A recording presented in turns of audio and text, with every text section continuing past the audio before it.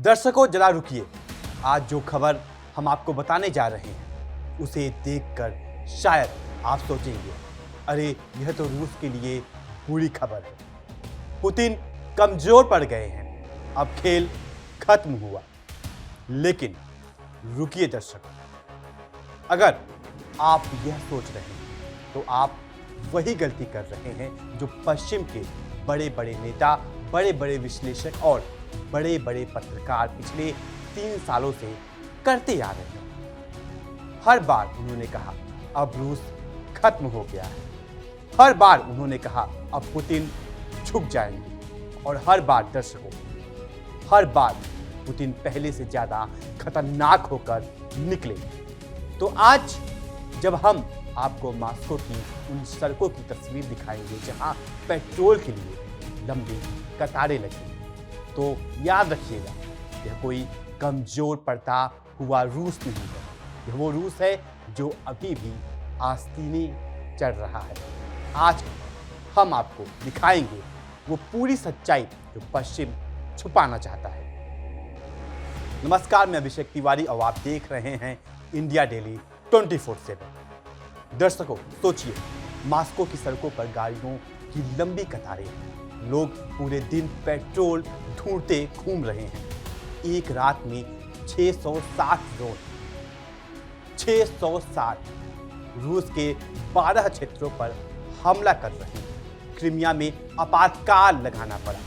Putin को खुद मानना पड़ा कि देश मुश्किल दौर से गुजर रहा है।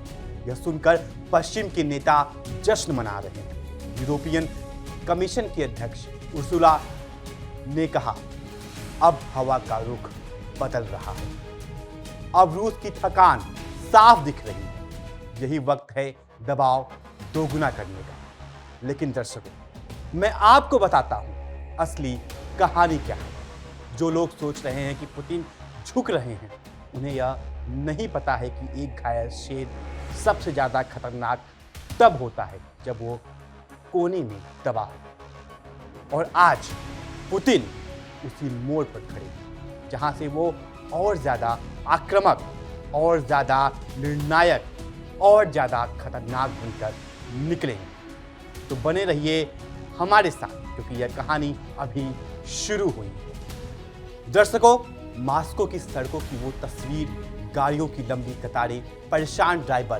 पूरे दिन पेट्रोल ढूंढते लोग, यह तस्वीर सच में चौंकाने वाली है।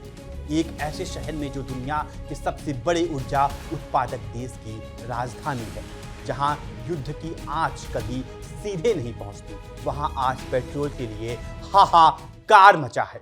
रिपोर्ट कहती है कि यह पहली बार हो रहा है कि आम रूसी नागरिक इस युद्ध की कठोर हकीकत को नजरअंदाज नहीं कर पा रहे हैं। लेकिन दर्शकों, यहां एक बात समझिए, जब कोई बड़ा योद्धा मुश्किल में आता है तो वो 2 तरह से रिएक्ट करता है। या तो वो टूट जाता है, या वो और ज्यादा खूंखार होकर पलटवार करता है। और इतिहास गवाह है, रूस कभी टूटा नहीं है, रूस हमेशा पलटवार करता है। और यही वो पल है जब पुतिन अपनी असली ताकत दिखाने वाले हैं। यूक्रेन के इस ड्रोन अभियान का पैमाना सच में हैरान करने वाला है। पिछले 1 महीने में यह अभियान अभूतपूर्व रहा है। एक रात में रूस ने 12 क्षेत्रों में 660 ड्रोन इंटरसेप्ट करने का दावा किया। यह 2022 में पूर्ण आक्रमण शुरू होने के बाद के सबसे बड़े हमलों में से एक था, और निशाना सोच समझकर चुने गए। रिफाइनरियां, तेल टर्मिनल, नौसैनिक जहाज, हथियार बनाने वाले कारखाने, रूस के अंदरूनी इलाकों में गहराई तक। यह अभियान रूस की युद्ध अर्थव्यवस्था को कमजोर करने के लिए डिजाइन किया गया है। और दर्शकों, यह काम भी कर रहा है, इसे नकारने का कोई फायदा नहीं। लेकिन यहां वो असली सवाल है जो हर कोई पूछने से बचता है।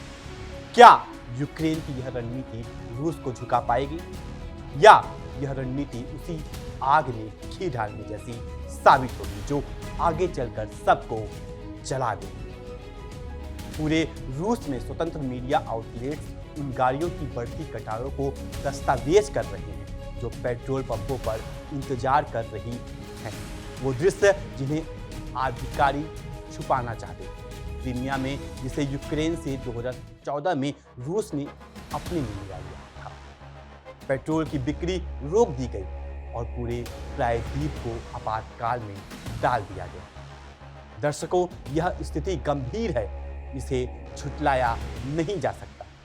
लेकिन यहाँ एक मुहावरा याद आता है, जब पानी सिर से ऊपर जाने लगता है तभी असली तैराक अपना दम दिखाता है। और पुतिन एक तैराक नहीं, एक ऐसे योद्धा हैं जिन्होंने दशकों तक रूस को हर बड़े संकट से निकाला है। आज जो संकट दिख रहा है वो कल पुतिन की सबसे बड़ी रणनीतिक चाल का आधार बनेगा। यह देखना अभी बाकी है।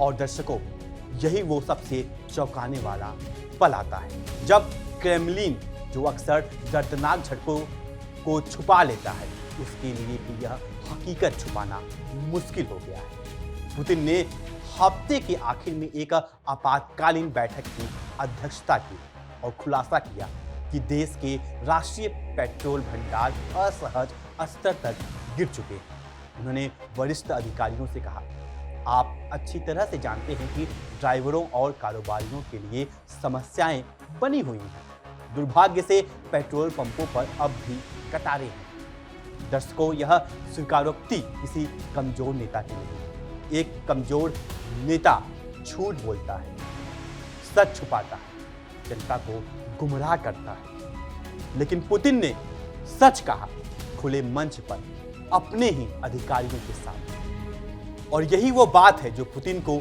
आज भी रूसी जनता का सबसे भरोसेमंद नेता बनाती है। सच बोलने की हिम्मत, यही असली ताकत है। और क्रेमलिन पर दबाव के और भी संकेत मिले हैं। पुतिन ने खुलासा किया है कि डीजल के निर्यात पर पूर्ण प्रतिबंध लगाने पर विचार हो रहा है।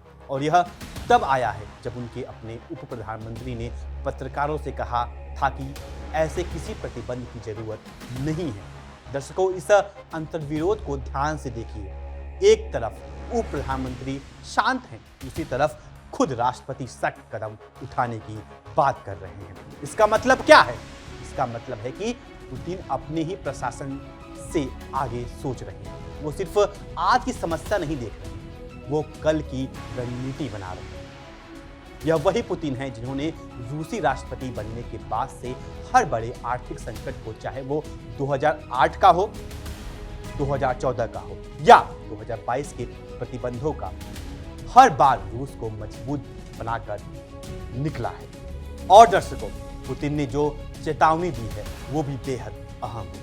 उन्होंने कहा कि कृषि क्षेत्र खतरे में है और रूस को अपने नागरिक लक्ष्यों और बुनियादी ढांचों पर आतंकी हमलों के प्रभाव को न्यूनतम करना होगा। दर्शकों, ध्यान दीजिए शब्दों पर। आतंकी हमले, यह वो शब्द है जिसे पुतिन अब तक यूक्रेनी ड्रोन हमलों के लिए इस्तेमाल करने से बचते रहे थे।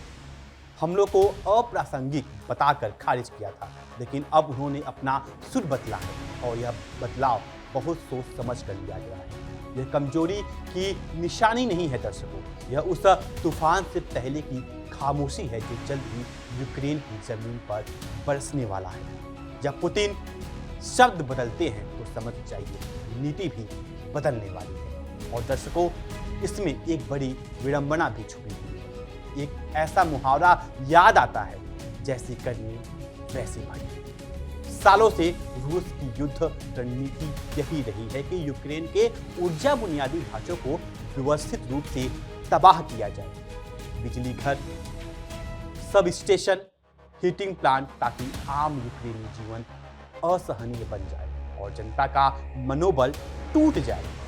आज यूक्रेन ने वही तर्क पलट दिया और अब रूसी खुद इस रणनीति की तीखी मार महसूस कर रहे हैं। लेकिन दर्शकों, यहाँ एक गहरी बात समझिए। जो रणनीति रूस ने सालों तक अपनाई और जिससे यूक्रेन कभी पूरी तरह नहीं टूटा, क्या वही रणनीति यूक्रेन के इस्तेमाल से रूस को तोड़ देगी? जवाब है नहीं, क्योंकि रूस के पास वो आर्थिक गहराई है, वो संसाधन है, वो भौगोलिक विस्तार है कि यूक्रेन के पास कभी नहीं था। और यह स्थिति मॉस्को के पश्चिमी आलोचकों में उम्मीद जगा रही है। फ्रांस में हुए G7 शिखर सम्मेलन में यूरोपियन कमीशन की अध्यक्ष उर्सुला फॉन डे लायन ने साफ कहा, हवा का रुख यूक्रेन के पक्ष में बदल रहा है। 2026 की स्थिति 2025 से बिल्कुल अलग है। रूस की थकान खुलकर दिख रही है। यही वक्त है हमारा समर्थन दोगुना करने का। दर्शकों, यह बयान सुनकर हंसी आती है। यही वो यूरोप है जिसने 3 साल पहले कहा था कि रूस हफ्तों में गिर जाएगा। यही वो यूरोप है जो हर साल नई भविष्यवाणी करता है और हर साल गलत साबित होता है। और अब फिर वही पुराना राग। अब रूस की थकान दिख रही है। दर्शकों, यह थकान नहीं है, यह वो सांस है जो एक बड़ी छलांग लगाने से पहले ली जाती है। और जब वो छलांग आएगी तब यूरोप की यह नेता अपने ही शब्द निगलते नजर आएंगे। पश्चिमी अधिकारियों का कहना है कि यूक्रेनी अभियान ने रूसी ईंधन आपूर्ति और सैन्य आपूर्ति का गला घोट दिया है, जिससे मॉस्को के युद्ध क्षेत्र प्रयास एक हो गए हैं। काउंसिलिंग ऑन फॉरेन रिलेशन की एक हालिया रिपोर्ट में कहा गया है कि ड्रोन ऑपरेशंस के बढ़ने से सीधे फरवरी में यूक्रेन के 78 वर्ग मील क्षेत्र वापस लेने में मदद मिली और 2025 भर रूसी बढ़त के ट्रेंड को पलट दिया। दर्शकों, 78 वर्ग मील यह सुनने में बड़ा लगता है, लेकिन जरा सोचिए, रूस के कब्जे में आज भी यूक्रेन के 4 बड़े क्षेत्र हैं। हजारों वर्ग मील जमीन है। 78 वर्ग मील वापस लेना उस विशाल समुद्र में एक बूंद जैसा है। यह जीत नहीं है दर्शकों, यह एक छोटी सी सांत्वना है जिसे पश्चिमी मीडिया बड़ी जीत की तरह पेश कर रहा है, ताकि अपनी जनता को यह यकीन दिलाया जा सके कि अरबों डॉलर बर्बाद नहीं हो रहे। और दर्शकों, खुद अमेरिकी राष्ट्रपति डोनाल्ड ट्रंप का सुर भी बदलता नजर आया। G7 शिखर सम्मेलन में उन्होंने पत्रकारों से कहा कि रूस को समझौता करना चाहिए। कुछ दिनों के बाद वाशिंगटन लौटकर ओवल ऑफिस में बोलते हुए उन्होंने कहा, यूक्रेनी राष्ट्रपति व्लादिमीर ज़ेलेंस्की को साहसी बताया और कहा कि वो युद्ध में काफी अच्छा कर रहे हैं। यह उस राष्ट्रपति से काफी गर्मजोशी भरे शब्द हैं जिन्होंने पिछले साल का ज्यादातर समय कीव पर खुलेआम दबाव डालने में बिताया था कि वो कमजोर स्थिति से बातचीत करे।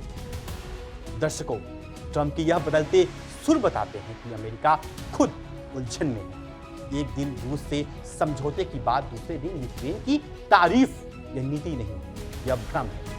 और जब महाशक्ति भ्रमित हो तो उसका सबसे बड़ा फायदा उठाता है वो जो स्थिर और दृढ़ है, और वो है पुतिन।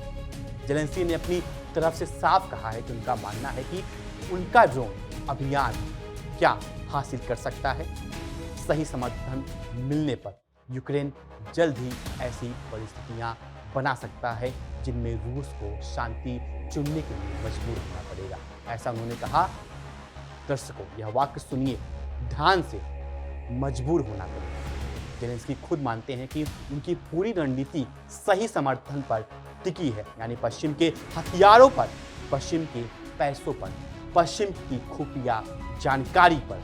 अगर वो समर्थन एक दिन में रुक जाए और अमेरिका जिस तरह ईरान में उलझा हुआ है यह संभव है, तो ज़ेलेंस्की का यह पूरा सपना ताश के पत्तों की तरह बिखर जाएगा। यह रूस की कमजोरी की कहानी नहीं है दर्शकों, यह यूक्रेन की निर्भरता की कहानी है। लेकिन दर्शकों, अब सबसे महत्वपूर्ण बात, और यह बात खुद पश्चिम रिपोर्ट में स्वीकार की गई। यह निष्कर्ष निकालना गलती होगी कि रूस की मौजूदा समस्याएं क्रेमलिन को झुकने पर मजबूर कर देंगी, कम से कम अभी नहीं और शायद जल्द भी नहीं। पुतिन ने दशकों में अपनी एक ऐसी छवि बनाई है जो एक अडिग समझौता न करने वाला नेता है, और यही बात यूक्रेन में आत्मसमर्पण, पीछे हटाना या यहाँ तक कि समझौता करना पुतिन के लिए लगभग असंभव और बेहद मुश्किल बना देती है। दर्शकों, यह वो सच्चाई है जो पश्चिम खुद मान रहा है। पुतिन कोई कमजोर नेता नहीं है जो दबाव में टूट जाए। पुतिन वो नेता है जिनकी पूरी राजनीतिक पहचान ही इस बात पर टिकी है कि वो कभी नहीं झुकते, और यही वो बात है जो इन्हें और खतरनाक बनाती है। पश्चिमी अनुमानों के मुताबिक पुतिन के इस आक्रमण में 10 लाख से ज़्यादा लोग मारे गए या घायल हुए और 4 यूक्रेनी क्षेत्रों पर संप्रभुता का दावा अभी भी पूरी तरह उनके नियंत्रण में नहीं है। ऐसे में कोई भी समझौता जिसे मॉस्को में निर्णायक जीत के तौर पर पेश न किया जा सके, वो गंभीर आंतरिक राजनीतिक तनाव पैदा कर सकते हैं। दर्शकों, समझिए, इस बात को पुतिन के लिए पीछे हटना सिर्फ अंतर्राष्ट्रीय हार नहीं होगी, यह घरेलू राजनीतिक आत्महत्या होगी। और पुतिन जो दशकों से रूसी राजनीति की हर चाल समझते हैं, और यह गलती कभी नहीं करेंगे। यही कारण है कि जो लोग सोच रहे हैं कि पेट्रोल की कमी पुतिन को बातचीत की मेज पर मजबूर कर देगी, वो लोग पुतिन को बिल्कुल नहीं समझते। और दर्शकों, पुतिन के अपने ही गुट में मौजूदा कट्टरपंथी अभी भी उन्हें यह समझा रहे हैं कि यूक्रेन का पूरा डोनबास क्षेत्र लिया जा सकता है और लिया जाना चाहिए। यह तर्क सिर्फ इसलिए गायब नहीं हो जाता क्योंकि रूसी रिफाइनरियों में आग लगी। दर्शकों, यह वाक्य खुद बताता है कि रूस के अंदर युद्ध को और तेज करने की भूख खत्म नहीं हुई, बल्कि बढ़ी है। यह कोई कमजोर होता हुआ देश नहीं है जो अपने लक्ष्य कम कर रहा हो। यह वो देश है जिसके अपने सलाहकार और कमांडर अभी भी पूरे डोनबास पर कब्जे की बात कर रहे हैं। और याद रखिए दर्शकों, तूफान से पहले समुद्र सबसे शांत होता है। आज जो शांति या मुश्किल दिख रही है, वो अगले बड़े सैन्य अभियान की तैयारी का संकेत है। और दर्शकों, खुद रिपोर्ट यह स्वीकार करती है कि देश की मौजूदा ईंधन की कमी दर्दनाक रूप से वास्तविक है, लेकिन इसे सफेद झंडे की तरह नहीं समझा जाना चाहिए। दर्शकों, यह आखिरी पंक्ति इस पूरी रिपोर्ट का सबसे ताकतवर वाक्य है। खुद पश्चिमी विश्लेषक, खुद वो लोग जो रूस के खिलाफ खड़े हैं, वो भी मान रहे हैं यह हार नहीं है, यह आत्मसमर्पण नहीं है। और जब दुश्मन खुद यह मान रहा है कि आप झुके नहीं हैं, तो आप समझ जाइए कि असली ताकत किसके पास है। पुतिन ने अपने करियर में हर बार साबित किया है, जब हालात मुश्किल होते हैं तभी वो सबसे ज़्यादा खतरनाक बनते हैं, और आज वही पल आ गया है। दर्शकों, इस पूरी तस्वीर को एक साथ देखिए। मॉस्को की सड़कों पर पेट्रोल की कतारें हैं, लेकिन रूसी सेना मैदान में डटी है। पुतिन ने मुश्किल स्वीकार, लेकिन समाधान भी तुरंत पेश किया। यूरोप जश्न मना रहा है, लेकिन वही यूरोप पिछले 3 साल से हर हफ्ते रूस की हार का ऐलान करता आया है, और हर बार गलत साबित हुआ है। ट्रंप के सुर बदल रहे हैं क्योंकि अमेरिका खुद नहीं जानता कि वो किस दिशा में जाना चाहता है, और जेलेंस्की पश्चिमी समर्थन की उम्मीद पर अपनी पूरी रणनीति टिकाए बैठे। एक ऐसा सहारा जो कभी भी टूट सकता है। इस तस्वीर में कमजोर कौन है, यह आप खुद तय कीजिए दर्शकों, क्योंकि मेरी नज़र में ये वो पुतिन हैं जो अभी सिर्फ अपनी ताकत समेट रहे हैं, और जब वो ताकत बाहर आएगी दुनिया देखेगी कि असली खेल अभी शुरू ही नहीं हुआ था। दर्शकों, याद रखिए, यह वो ही पुतिन है जिन्होंने 2014 में क्रीमिया लिया, जिन्होंने 2022 में पूरी दुनिया को चौंका दिया, जिन्होंने हजारों प्रतिबंधों के बावजूद रूस को खड़ा रखा। आज अगर मॉस्को की सड़कों पर पेट्रोल की कतारें हैं, तो यह कहानी का अंत नहीं, यह कहानी का एक नया अध्याय है। और इतिहास हमें सिखाता है, जब पुतिन को दीवार से लगाया जाता है, तब सबसे ज़्यादा खतरनाक होते हैं। यूरोप जश्न मना रहा है, अमेरिका भ्रमित है, और यूक्रेन उम्मीद पर जी रहा है। लेकिन मॉस्को में क्रेमलिन की दीवारें के पीछे एक ऐसी रणनीति बन रही है जो शायद पूरी दुनिया को चौंका दे। दर्शकों, मेरी आपसे एक ही गुजारिश है, इस वीडियो को बीच में मत छोड़िएगा, क्योंकि जो तूफान अभी आना बाकी है, वो शायद इतिहास का सबसे बड़ा मोड़ साबित हो। पुतिन कमज़ोर नहीं पड़े, पुतिन और खतरनाक हो गए हैं, और जब एक खतरनाक इंसान को मुश्किल हालात में डाला जाता है, तो वो मरता हुआ शेर नहीं बनता, वो जगा हुआ शेर बनता है। देखते रहिए, क्योंकि अगली कुछ ही हफ्तों में जो होगा वो शायद इस पूरे युद्ध की दिशा हमेशा के लिए बदल देगा। इस वीडियो को लाइक करें, शेयर करें और चैनल को सब्सक्राइब करें, क्योंकि सच्ची खबर सिर्फ यही मिलेगी। तब तक के लिए नमस्कार। देखिए इंडिया डेली 24/7 अब आपके स्मार्ट टीवी पर। इंडिया डेली मौजूद है सभी डिजिटल प्लेटफॉर्म पर लाइव और लगातार। इंडिया डेली 24/7 हर दिन राष्ट्र को समर्पित।